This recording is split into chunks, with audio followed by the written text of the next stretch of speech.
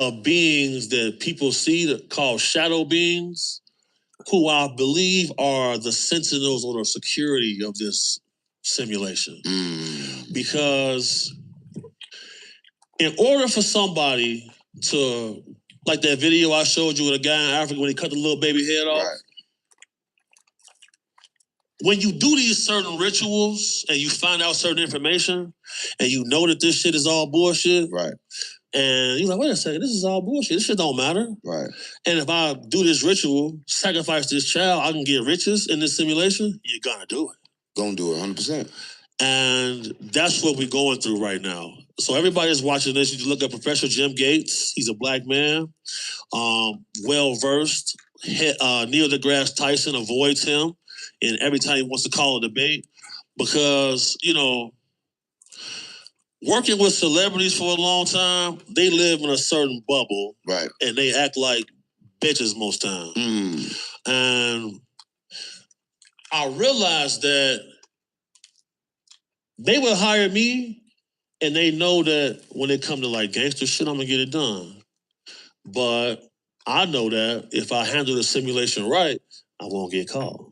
Oh yeah, so you know how to work it. You said something crazy. You said you can actually control the simulation. Yeah, it goes back to what you was telling people about manifestation. Right. So are those people or are those entities right now controlling people in the simulation? Are people being controlled or people controlling themselves? What is happening with that? Right. So I'll say this. We definitely be in control. There's a book by Linda Moulton Howe called Alien Harvest, and there's a book by Dr. Roger Lear, rest in peace, called Hacking the Alien Internet. In the 70s, there was a situation called the Wow signal, right, where SETI detected a signal coming from a few light years away, right, and they was able to decode it, right, and the decoding said, continued study of humanity for planetary advancement. Then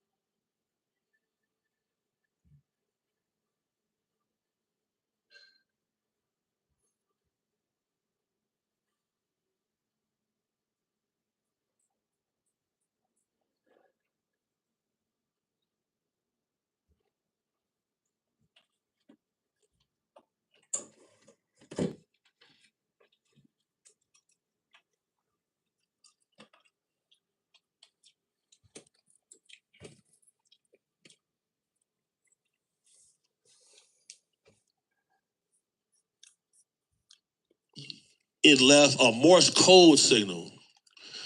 When you decode the Morse code signal, it shows an Adinkra that I only ever seen that Terrence Howard showed when he showed the flower, and that's what gave him a download and how he made all of his inventions. You see what I'm saying? I know exactly what you're saying. So I've been talking to him. He want to holler at you. You know what I'm saying?